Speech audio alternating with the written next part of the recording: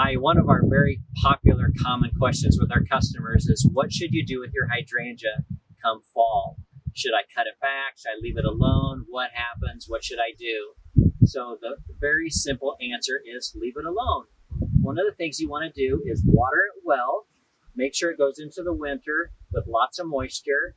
We don't want to fertilize because we don't want to encourage new growth this time of year. We want it to naturally go into hibernation for winter. This one is slowly declining with the cold, so that is good.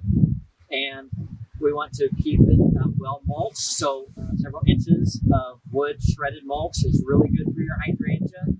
But prune it back in the spring, and lots of those bright, brilliant new blooms will come back and reward you then. So let us help you find your green thumb at Earl Maine.